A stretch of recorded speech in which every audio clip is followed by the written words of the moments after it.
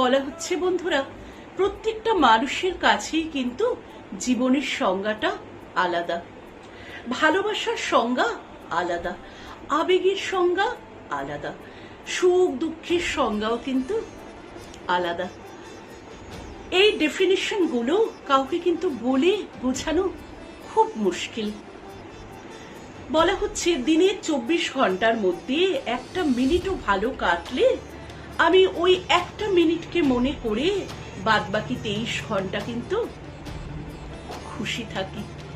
সত্যিই তাই বন্ধুরা, এটা একটা সংগৃহীত লেখা, কিন্তু সত্যিই তাই। কে কিসে ভালো থাকবে বা কার কোনটাকে ভালোবাসার প্রকাশ মনে হবে, বা কার কোনটাকে মনে হবে যে না সে আমাকে ভালোবাসছে না, বা তার ভালোবাসার ডেফিনেশনটা একেবারেই আমার কাছে ক্লিয়ার নয়, এটা কিন্তু সত্যিই প্রত্যেকটা মানুষের জীবনে আলাদা আলাদা আলাদা ভাবে ঘটে।